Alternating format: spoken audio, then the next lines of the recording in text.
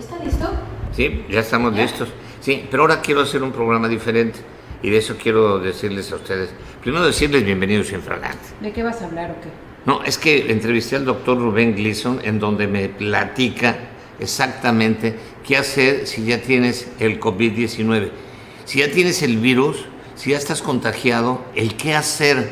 Hemos hablado del cubrebocas, del lavado de manos, de la sana distancia, de muchísimas cosas más. Le hemos insistido, Otto, pero ¿sabe usted qué hacer? ¿Qué síntomas tener? Eso nos lo explica el doctor Gleason, Rubén Gleason, y quiero hacer un programa especial. Este es un programa especial en donde juntos vamos a aprender. Ponga usted muchísima atención. Empezamos.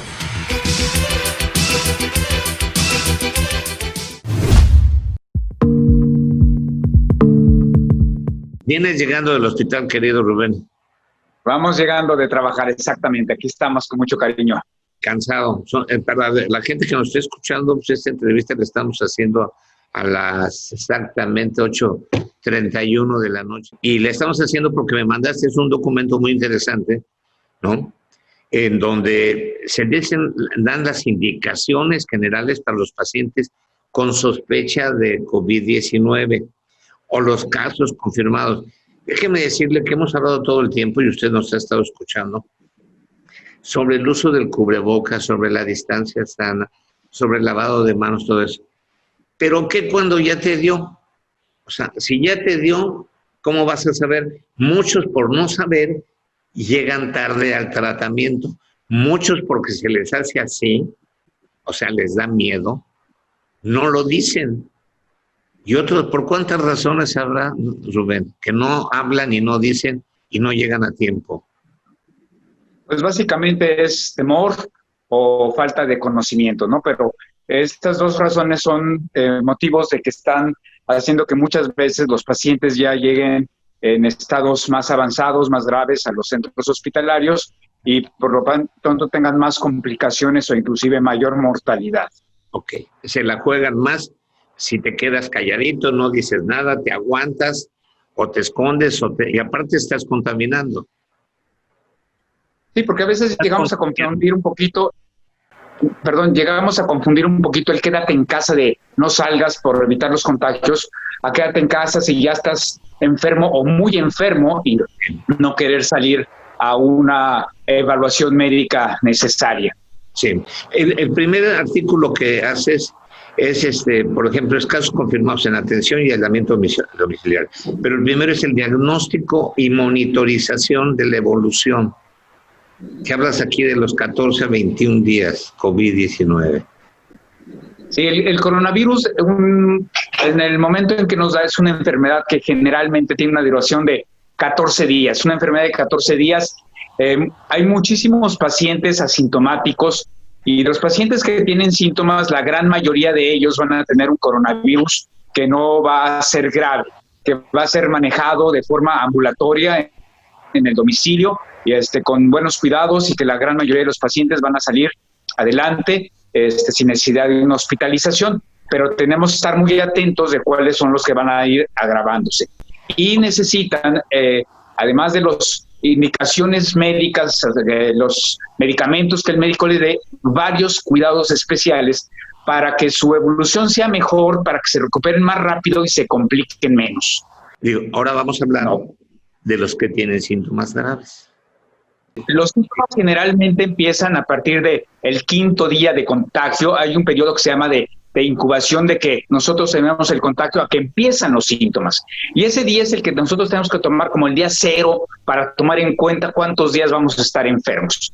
Y los síntomas principales, pues ya los conocemos la mayoría, fiebre, dolor de cabeza, tos, falta de aire. Y ya que tenemos una sospecha o un diagnóstico, tenemos que empezar los cuidados especiales ahí en la casa. Y de los cuales son 3 que son básicos, fundamentales, que son de los pilares de la salud que yo llamo. Sí. El primero de ellos es el reposo. Hay que estar en reposo en casa. Y el reposo es reparador. Y aquí tenemos dos factores. Uno, reposo de actividad física. Si yo hago mayor actividad física, si sigo haciendo las labores cotidianas de trabajo o de quehacer domiciliario, voy a tener una mayor fatiga, voy a tener un mayor consumo de oxígeno, que es tan importante para el paciente que tiene coronavirus. Podemos perder más agua y vamos a empeorar el avance de la enfermedad. Por lo tanto, el reposo es fundamental y depende de la magnitud o de la intensidad de los síntomas. Es un reposo muy importante. A veces tenemos que estar en cama o en un sillón viendo la televisión o sentarnos a comer y movernos lo menos posible. De los cuidados, además del reposo, tenemos nosotros la correcta nutrición. Una buena nutrición nos va a dar a nosotros la capacidad de darle al organismo los mejores elementos para que nuestro sistema inmunológico se defienda, para tener una mejor reparación, mejor función de riñón, de hígados, de pulmones, de cerebro. Entonces tenemos que estar muy bien nutridos, con buen aporte de verduras, de frutas, buen aporte de vitaminas y de proteínas, porque de la proteína viene los anticuerpos y los glóbulos blancos. La hidratación es fundamental también. Estar muy bien hidratado va a mantener la vía respiratoria con mejores funciones, se va a proteger mejor la vía respiratoria. El agua es una parte fundamental para todos los procesos metabólicos del organismo, para que funcionen mejor. Si yo quiero defenderme mejor como organismo, tengo que estar bien descansado, bien nutrido y bien hidratado como fases fundamentales, ¿no? Y obviamente también el reposo de voz. Mientras menos hable yo, si yo hablo mucho, la garganta se reseca, la garganta se irrita y más fácilmente el coronavirus puede encontrar las condiciones ideales para producirse. Si hablo más, también se estimula más la tos, por ejemplo, y puedo tener un empeoramiento de mis funciones de respiración o de oxigenación también, ¿no? Dentro de los cuidados generales también, obviamente, pues estar en un lugar fresco, ventilado, evitar el calor intenso que nos va a poder aumentar la temperatura, la fiebre, nos va a poder deshidratar, o evitar el frío muy intenso de un aire acondicionado que nos pueda congestionar más la nariz y que nos pueda a la larga dar también condiciones para que el virus pueda desarrollarse más rápidamente en esa vía respiratoria, ¿no? Es como una llamada de atención. Si no te ha dado COVID-19, es el momento de que empieces a buscar esas frutas y esas verduras que van a servir a tu cuerpo, para que no cuando te enfermes te vayan a tener que dar eso. Exactamente, desde ahorita ya puedes buscar inmunología a través de las frutas y las verduras. ¿Es posible eso, Rubén? Sí, un cuerpo mejor preparado, un cuerpo mejor nutrido, un cuerpo más sano, se va a defender mejor. Obviamente todos sabemos que la vitamina C tiene un papel fundamental en los cítricos, etcétera, pero todas las vitaminas se van a tener en mejor ubicación en verduras y en frutas. Por eso es también muy importante el cúmulo de eso. Cuando nosotros estamos enfermos, nuestros requerimientos metabólicos, nuestros requerimientos calóricos, dependiendo de lo severo, también aumentan. Y a veces cuando estamos enfermos, ya la misma enfermedad nos da una baja de apetito. Ya no queremos comer, y si no comemos, no tenemos esa energía, no tenemos esas calorías, no tenemos esos nutrientes que nos ayudan a comer. Entonces, si nosotros no nos ha dado y nos preparamos desde antes a tener las mejores condiciones de salud y de nutrición, por supuesto nos vamos a poder defender mejor. Sí. La higiene personal, hablabas también, y remarcas mucho eso. La higiene es una de las bases también de la salud. Tratar de bañarnos diariamente, nos vamos a sentir mucho mejor. Y la higiene bucal, mientras tengamos una mejor higiene bucal, vamos a tener menos desarrollo de gérmenes de otros en la boca, en la garganta, nuestros enjuagues, después de hacernos aseo dental, por supuesto. También la higiene de la habitación, y vamos a tener un ambiente con menos virus, y la gente que llegue va a tener menos posibilidad también de contagiarse. El chiste es que también se quede aislado si ya estás enfermo, ¿verdad? Sí. El aislamiento es importante. el aislamiento es importante para evitar mayor contagio. Desgraciadamente, muchas veces cuando ya empieza, como hay una fase en la que no hay síntomas, muchas veces ya hay 2, 3 personas contagiadas en la casa. Sin embargo, sí tenemos que aislar a la persona que esté enferma, que esté con síntomas. Obviamente, si en mi casa tengo 2, 3 habitaciones, es más fácil el aislamiento en una sola habitación. A veces, desgraciadamente, tenemos varias personas que tienen que compartir una sola habitación.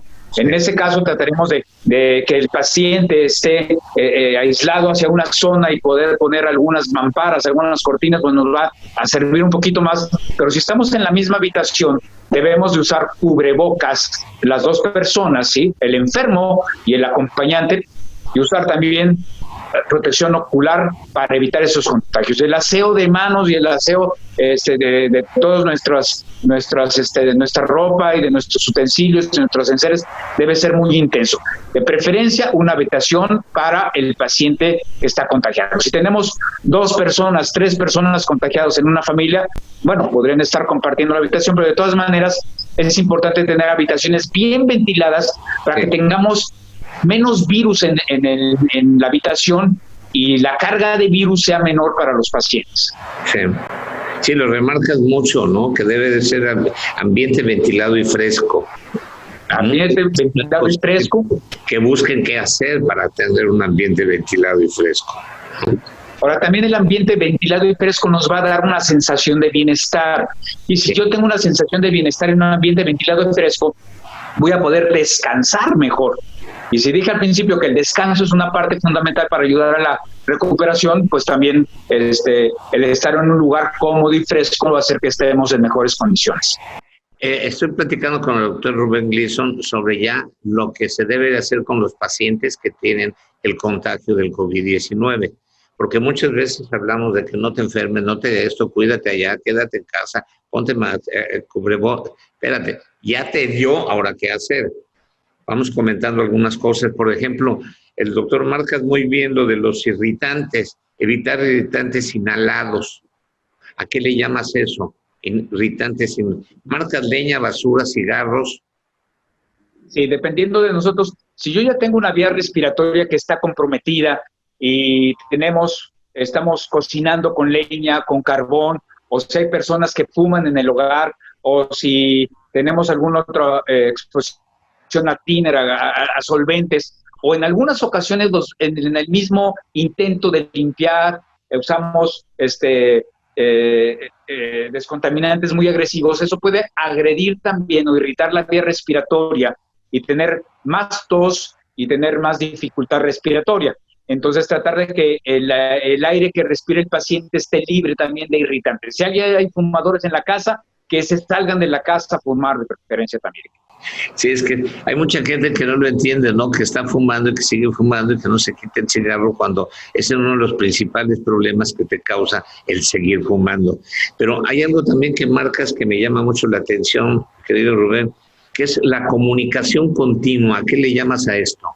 Nosotros necesitamos tener a la mano siempre la posibilidad de comunicarnos tanto con personal de área médica, con nuestros médicos, con nuestros servicios de emergencia o con un hospital en caso de que sea necesario, pero también tenemos que tener a la mano la posibilidad de comunicarnos con familiares, con amigos que nos puedan apoyar, que nos puedan ayudar con alimentos. Hay personas que viven solas y esas personas que viven solas pues necesitan también tener la comunicación si están enfermos para buscar la ayuda. Entonces tenemos que tener un teléfono, pero teníamos que tener a la mano también los contactos necesarios. Entonces, saber a quién hablar en caso de emergencia, tener los números de emergencia del 911, en los servicios de traslados de ambulancias e inclusive los teléfonos de los diferentes hospitales. Sí. Y aquí también hago la aclaración que si yo soy derechohabiente de un instituto como el Seguro Social, el ISSSTE,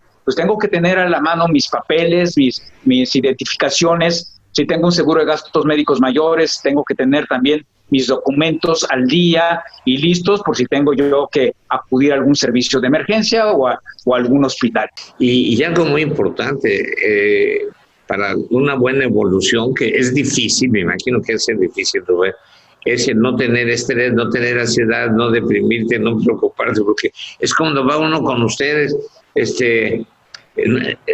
bájale al estrés. ¿Cuál bájale al estrés si la vida es así, no? Pero ahora si tienes un COVID, puta, vas a tener estrés, ansiedad, depresión y vas a hacer que te lleve el tren, cabrón. Tienes que tener tranquilidad.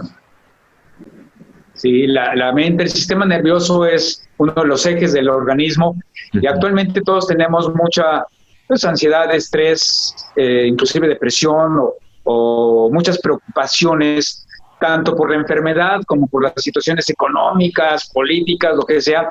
Pero si además estoy enfermo, a veces tenemos miedo, mucho miedo, y eso nos va a llevar a no poder descansar, a no poder estar nutriéndonos adecuadamente. Y si yo voy a tener una frecuencia cardíaca acelerada, por eso no voy a poder dormir adecuadamente, y esto no ayuda definitivamente a mejorar la salud en un paciente que ya tiene coronavirus. Hay que ayudar a que tenga el mejor estado de ánimo, ¿no? Sí, el estado de ánimo, obviamente, ahí los cuidadores, la familia es fundamental, el sentir el cariño, el sentir el apoyo y el sentir que nos lleven la sopita caliente y el trapito húmedo para la fiebre, y el que sepamos que ahí tenemos a alguien que nos echa la mano, que nos ama, que nos cuida, es muy importante para mantener el estado de ánimo en las mejores condiciones. Y si realmente estoy con una afectación importante de depresión, de ansiedad, necesitamos inclusive un apoyo médico profesional especializado. Ahora, exactamente. Cuando hablas del control estricto de otras enfermedades, es si el paciente es diabético, hipertenso, ¿qué más? Sí, no olvidemos que si uno se contagia de coronavirus, pero además tiene alguna otra enfermedad como diabetes mellitus, como hipertensión arterial, como problemas de la tiroides, del riñón, del hígado, etcétera, la enfermedad de base continúa y es muy importante tener un control estricto de la enfermedad que tiene el paciente. Y tenemos que tener en ese momento un contacto continuo con el médico que maneja nuestra enfermedad de base, tener suficiente medicamento del que estamos manejando, y cualquier descontrol que tengamos, si soy hipertenso, tengo que tener cómo tomarme la presión arterial, y si tengo algún aumento o baja de la presión arterial, tengo que comunicárselo a mi médico de forma especial. Si soy diabético, tengo que estar checando cómo está mi glucosa, y si tengo aumentos o bajas de mi glucosa en relación a las cifras que normalmente manejo, tengo que comunicarlo inmediatamente con mi médico. Pero tener medicamentos no es de que se me acabó mi insulina y son las 2 de la mañana y no tengo, o es domingo, no tengo medicamento, o no hay quien me pueda ir a la farmacia a comprar algún medicamento. Hay que tener todo a la mano. Además de los medicamentos, si el médico que me está controlando mi coronavirus me dio medicación, también la tengo que tener disponible y estar cumpliendo los horarios que los médicos nos estén dando nuestros medicamentos. Sí, yo, por ejemplo, tengo varios medicamentos y los tengo ordenados. Eso los tengo que tener a la mano para cualquier cosa y me voy con ellos. Le informas a los doctores que son los que estás tomando para otras enfermedades que has tenido. Claro, es una información que es muy importante. Si yo voy a comunicarme con alguien porque tengo coronavirus o voy a ir a un servicio de urgencias, tengo que llevar mis medicamentos y tengo que llevar, pues, qué estoy tomando, porque es información que va a tener en la historia clínica el médico de urgencias, muy importante para poder hacer un diagnóstico adecuado y continuar el tratamiento. No nomás se está tratando el coronavirus, se sigue tratando, aunque esté un paciente muy grave en terapia intensiva, se sigue tratando la diabetes, se sigue tratando la insuficiencia renal, se sigue tratando el problema que tenga el paciente también. Y no se diga si estás embarazada, ¿verdad? Ese es, ahí sí que es importante fijar y mantener el contacto con todo, ¿no? Porque ahorita el temor de ir a viverte a una clínica y un hospital es de pensarle muchísimo y es ir a meterte a donde hay más frecuencia de contagio. Y es muy importante. Por supuesto que hay muchas mujeres embarazadas y tienen un riesgo de contagio, sí. De entrada les digo a las pacientes embarazadas, eviten salir a lugares donde hay mucha gente, el uso más estricto de la protección, del cubrebocas, de las caretas faciales, de los lentes, del uso de gel antibacterial, más estricto en las embarazadas, porque ya está habiendo complicaciones de embarazo a nivel mundial. Actualmente, desgraciadamente, es la primera causa de morbimortalidad en embarazo, ya es coronavirus a nivel mundial. Entonces sí tenemos que estar muy atentos, y si una paciente embarazada tiene sospecha o diagnóstico de coronavirus, debe inmediatamente de comunicarse con su médico ginecobstetra y mantener un control estricto, independientemente de la etapa del embarazo en la que se encuentre. Y el médico ginecobstetra le va a estar dando las indicaciones necesarias junto con el médico que le esté tratando su coronavirus, por supuesto.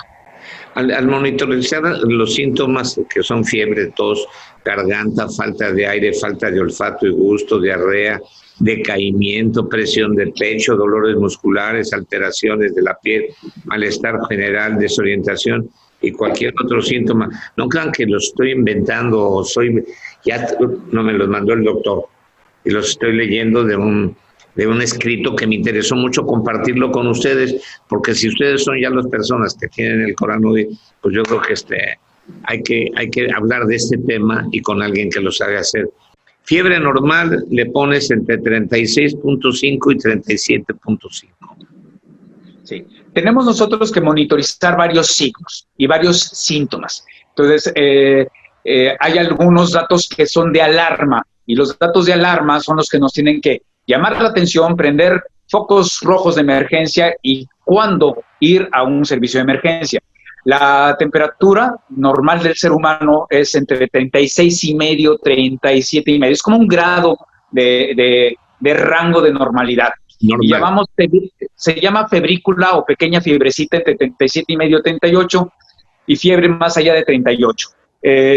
Cuando tenemos cualquier problema gripal, infeccioso, tenemos fiebres de 38 grados. Si tenemos fiebre persistente, fiebre que persiste además del analgésico, o en un paciente que tenía fiebre, luego se quita y luego retoma otra vez la fiebre alta, son síntomas de emergencia. La fiebre, en general, en coronavirus no sube tanto como en algunas otras enfermedades, como el dengue, por ejemplo, pero generalmente si tenemos fiebres más altas de 38,5, persistentes, difícil de control, es un síntoma que debemos nosotros de comunicar inmediatamente a nuestro médico si no la podemos controlar fácilmente. Tenemos síntomas de alarma más importantes, y nosotros podemos obtener datos que son muy objetivos y otros son subjetivos. Objetivos es lo que podemos nosotros medir precisamente. Una de ellas, como decíamos, es la temperatura. Yo tengo un termómetro, de cualquier tipo de termómetro, y tengo una medición específica de la temperatura. Pero, por ejemplo, síntomas de dolor de cabeza, pues habrá personas que tengan un umbral del dolor más bajo, otros más alto, y no es objetivo. Pero latidos de corazón, por ejemplo, y la oxigenación de la sangre son dos puntos muy importantes para la monitorización de la severidad del coronavirus. Okay. Para esto podemos nosotros, hay un aparatito que se llama oxímetro de pulso, que es como este que tengo aquí, en el cual fácilmente se introduce el dedito y automáticamente este aparatito en cuestión de segundos nos va a dar la medición de la saturación de oxígeno que tengamos. En este caso, nos dice ahí lo que tenemos de saturación de oxígeno y frecuencia cardíaca. Entonces, la frecuencia cardíaca normal en reposo del ser humano adulto es alrededor entre 60 a 80 latidos por minuto. Sí. Cuando tenemos un poquito de fiebre o por la misma enfermedad, podemos llegar hasta 90 latidos por minuto.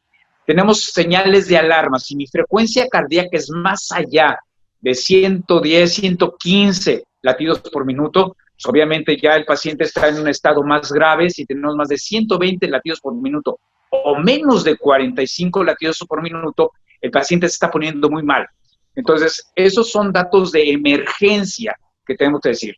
Tiene mi paciente 38,5, 39 grados de temperatura, 120 latidos por minuto, ya está un poquito más delicado. La oxigenación de la sangre o la oximetría A nivel del mar, aquí en Quintana Roo, pues debemos tener una saturación de oxígeno normal, por así decirlo, de 97 a 99%. Pero una oxigenación de 95 y 96 es bastante buena. Entonces, la oxigenación de la sangre, cuando empieza a bajar ya más allá de 94, 93, ya son señales de alarma. El paciente no está siendo capaz de oxigenar adecuadamente y tenemos que tomar el teléfono y avisar a nuestro médico: estoy teniendo una oxigenación de 92, de 91. Cuando baja más del 90%, ya son datos de que necesitamos ir a un servicio de urgencias a atenderlos, ¿no? Entonces, el paciente que tiene una enfermedad pulmonar crónica, como bronquitis crónica, enfisema, manejan cifras más bajas de oxigenación o saturación de oxígeno, por supuesto, pero estos son datos objetivos. Frecuencia cardíaca, la oxigenación y la temperatura son objetivos. Y tenemos otra que son las respiraciones por minuto. Entonces, nosotros, es muy difícil que yo solo me cheque cuántas respiraciones por minuto tengo, porque al serlo consciente voy a manipular mi respiración. Pero si yo estoy cuidando a un enfermo, puedo ver en un minuto con un reloj cuántas veces respira. Las respiraciones normales del ser humano adulto en reposo, entre 12 y 18 respiraciones por minuto. Okay. Pues si el paciente está respirando muy rápido, significa que está teniendo una dificultad, una insuficiencia de su respiración. Los señales de alarma, si mi paciente tiene más de 28, 30 respiraciones por minuto, que está respirando muy rápido y a veces superficial, son señales de emergencia. Y ahí tenemos que nosotros acudir a un servicio médico y es otro de los puntos objetivos. Y si tengo también un aparatito para medir presión, es otro de los datos objetivos. Si tengo la presión muy alta o muy baja, también necesitamos una atención de más emergencia. La presión alta, que estamos hablando de arriba de 150, 160.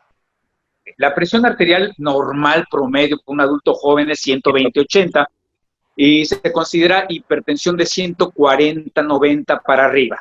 Ahora es muy diferente tener un paciente hipertenso. Si yo ya soy un paciente que ya sé qué cifras de presión arterial manejo, pues obviamente los rangos se van elevando, es peor, ¿no? Generalmente, cuando nosotros tenemos arriba de 170, 180 por la presión sistólica, pues hay que avisar al médico. Pero si ya tenemos un 100, 200 de presión sistólica, es muy severa. Sin embargo, el paciente que está grave de coronavirus, al contrario, si ya se está poniendo tan severo que está teniendo un choque, un estado de severidad, la presión baja, inclusive la presión sistólica, que es de 120, empieza a bajar y se va más abajo de 90, son pacientes que se están poniendo más graves también. Pero es el conjunto de cosas muchas veces. Sí. Casi siempre va la oxigenación con la frecuencia cardíaca, con la temperatura y al mismo tiempo los otros síntomas que no podemos medir. Por ejemplo, el síntoma falta de aire. El síntoma falta de aire, que nosotros le llamamos disnea, sí. Depende de qué. Si yo me subo 4 pisos caminando rápido, pues todos vamos a llegar con falta de aire. Pero si yo tengo una falta de aire simplemente porque me paré al baño o me senté, ya es un paciente que tiene una falta de aire muy importante. Y si el paciente tiene falta de aire sin hacer esfuerzo, está acostado y no puede respirar, eso es muy severo, es una señal de emergencia. La falta de aire en reposo, con una respiración rápida, agitada, es una señal de que el paciente está en muy malas condiciones. Y mucha gente dice, no huelo y no me sabe a nada la comida, ni huelo nada. Perdí el olfato y perdí el sabor. Sí, la pérdida del olfato y la pérdida del gusto, o anosmia o disgeusia se llaman médicamente, son 2 síntomas bastante comunes en coronavirus. Y, sin embargo, bueno, estos no son síntomas graves, por así decirlo, y generalmente tienen una recuperación varias semanas después. Sin embargo, si yo no tengo ningún otro síntoma y tengo falta de olfato, falta del gusto o alteraciones de los mismos, aunque no haya ningún otro síntoma actualmente. Son datos altamente sugestivos de que el paciente está contagiado con coronavirus. Y no me imaginaba que tuvieran diarrea y dolor abdominal. O sea, también el virus te causa esa diarrea. Hay que acordarnos que el virus es una enfermedad sistémica. El virus está en todo el organismo. Okay. Aunque sus principales órganos de blanco, por así decirlo, de ataque, es la vía respiratoria superior, nariz, garganta, por eso es donde se detectan las pruebas diagnósticas más fácilmente, y el área pulmonar, es la que pone más en riesgo la vida del paciente, junto con lo que se llama ya tormenta de citocinas, que se sería este tema de otro momento, pero el virus puede estar afectando piel y tener varias manifestaciones dermatológicas en la vía digestiva, y podemos tener nosotros como uno de los síntomas más importantes diarrea. Hay que tener cuidado porque si mi paciente tiene muchas diarreas se puede deshidratar, y si se deshidrata se complica más el cuadro de coronavirus. Es una tras otra, ¿verdad? Tienes que estar al pendiente de todo lo que está sucediendo, y uno como familiar, más bien dicho, muchos se sienten así y no acuden al doctor. Bueno, y el dolor de cabeza creo que es lo primero que les da a todo el mundo, ¿no? Sí, el dolor de cabeza es un síntoma frecuente y es un síntoma también muy subjetivo, porque hay quien lo magnifica mucho y hay quien no tanto. Pero un dolor de cabeza que es intenso, que es persistente o que empeora y que se puede asociar con un poco de confusión, con malestar general, con postración, ese es un síntoma que es muy importante. Un dolor de cabeza que se asocia a eso necesita una valoración médica pronta, ¿no? No hay que olvidar también que este virus también puede atacar el cerebro, inclusive, ¿no? Hay pacientes que llegan a tener crisis convulsivas, algunas otras manifestaciones a nivel del sistema nervioso central, así como decíamos que puede atacar otros órganos también. Tengo un amigo que hasta alucinó con eso, yo creo que hay cosas muy interesantes, mi querido Sergio González, que ya escribió. Bueno, el dolor o la presión de tórax es frecuente también, es un síntoma de los más importantes.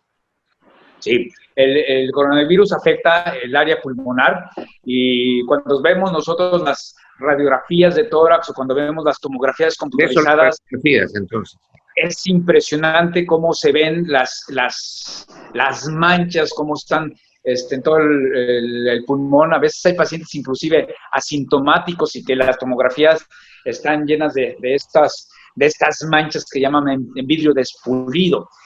Sí, está afectado. Y obviamente esa presión de tórax es uno de los síntomas que tiene el paciente. Si esa presión de tórax es importante, si esta presión de tórax está asociada con mucha falta de aire, está asociada con los síntomas que hemos estado diciendo o con una oxigenación baja, es situación de emergencia que hay que ir al hospital. Los pacientes que se complican no se van a complicar en los primeros días de los síntomas.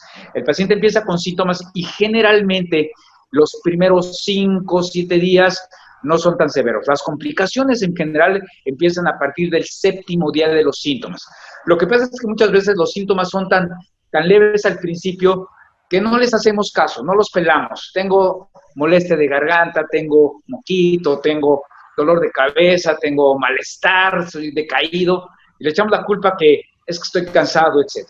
Hay que acordarnos que ahorita con el uso de cubrebocas y todo, las otras enfermedades son muy poquitas. Es muy difícil tener ahorita un estreptococo, un estafilococo, otros tipos de virus, casi no hay porque estamos usando la protección de cubrebocas. Entonces, muchos de los síntomas pequeñitos son ya coronavirus. Por eso les decía, tomamos en cuenta el día 0 cuando el paciente está empezando con los primeros síntomas.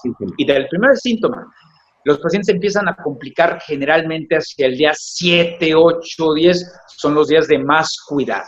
Sí. Y sí, los pacientes más vulnerables, en especial los obesos, hipertensos, diabéticos, son los que tienen mayor riesgo. Y afecta más, obviamente, más la gravedad a los pacientes que tienen a mayor edad, sí, pero también al sexo masculino. También el sexo masculino está más asociado con gravedad y con mortalidad. Se mueren más los hombres.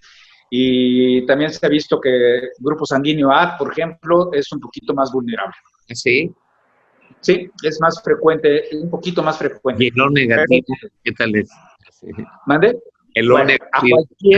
a cualquiera puede afectar, pero estadísticamente un poquito más frecuente en grupo de sangre A positivo. Provoca decaimiento muy severo, ya como que te truena. Pero ahorita, como estoy hablando con el doctor Rubén Gleason, quiero recalcarle al auditorio, por si nos sintonizaron después, estamos hablando de los que ya tienen síntomas. Y me estabas hablando del primer síntoma al primer día, y tienes 7 para poder avanzar esto.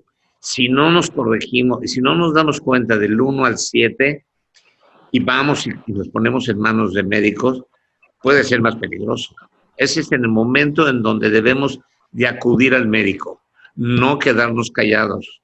Sí, vamos a comunicarnos con nuestros médicos yo les diría desde el primer síntoma. No tenemos quizás que ir a consulta, pero sí estar en contacto con el médico y el médico le va a decir, hazte una prueba de coronavirus. No, la PCR, que es la prueba que se toma dentro de la nariz, va a estar positiva muchos días. Entonces no me importa a mí correr a hacer la PCR inmediatamente. Tenemos tiempo para hacerla. Pero sí es muy importante reconocer a los pacientes que tienen más riesgo y reconocer a los pacientes que se empiezan a complicar. Por eso hemos mencionado qué factores son factores de emergencia, porque ahí necesitamos nosotros acudir a un servicio de atención médica especializada para verificar. Y a lo mejor fue una falsa alarma, pero chequé y el médico me checó y dijo, no te preocupes, sigues en tratamiento en tu casa. No quiere decir que ya la hizo. Tiene que seguir en vigilancia o monitorización hasta que ya pasaron 2 semanas en su casa, ya el paciente está en un proceso de curación. Si ya pasaron más de los 14, 16 días, el paciente, como dicen popularmente, pues ya la hizo. ¿Sí? Sí, si no se empezó a complicar antes de ese tiempo. El decaimiento, todo eso que habla severo y toda la confusión, desorientación que puede causar, es la misma que te causa. Nos tenemos que sobreponer a eso o nos tienen que estar los que nos están cuidando, darse cuenta de que nos está sucediendo todo eso. Bueno, el decaimiento es otro de los síntomas que podemos tener. Y puedo estar medio decaído, como cuando tengo una gripa, un catarro, pero el decaimiento, muy importante, cuando el paciente ya no quiere levantarse de la cama, cuando el paciente ya no quiere ni comer, cuando el paciente se siente una piltrafa, hecho un trapo, no se quiere parar, es un decaimiento que llama mucho la atención y ese paciente se está poniendo muy malito y amerita una atención médica. Y le llamamos postración, cuando el paciente ya está ahí tirado prácticamente. No tiene que estar en su casa, ese paciente tiene que estar en el hospital, definitivamente. Si el decaimiento es muy severo, hay que ir a una evaluación médica pronta. Y si tiene desorientación, peor tantito. El paciente, aunque tenga fiebre, el paciente, aunque esté enfermo, en todo momento tiene que estar orientado, tiene que saber quién es, qué día es, en dónde está, y obviamente su lenguaje tiene que ser coherente. Si el paciente, su lenguaje no es coherente, no sabe ni qué onda, está desorientado, es un signo de alarma. Cuando hay palidez en la boca, los labios, los dedos azules, ¿qué está sucediendo? También hay que acordar, la coloración de la piel de nosotros va a depender de varios factores, ¿no? Y la correcta irrigación o llegada de sangre a la piel. Si yo tengo una piel pálida, nos está diciendo o que el paciente tiene una anemia o que no está circulando bien la sangre y son datos de alarma. Inclusive si yo tengo un poquito de fiebre, vamos a ver que nos ponemos rojitos, tenemos rubor. Entonces yo tengo fiebre, estoy rubor, pero si mi paciente está pálido, cenizo, ese paciente está teniendo una baja de circulación, está teniendo una baja de oxigenación, se está poniendo grave. Y si el paciente tiene lo que nosotros llamamos cianosis, que es el que tiene los labios azules o los dedos azules, está grave el paciente, no está oxigenando. Hay que llevarlo directamente al servicio de emergencia. Entonces, la coloración de la piel sí nos ayuda a nosotros para detectar. Si tengo un paciente pálido con color así, cenizo, o con azul los labios, a emergencias inmediatamente hay que llevar. Una valoración médica profesional a tiempo salva la vida. Es importante. Bueno, también obviamente llegar al hospital sin llegar muy grave, eso es muy importante. Por eso si yo veo que las cosas no van caminando adecuadamente, ir al hospital.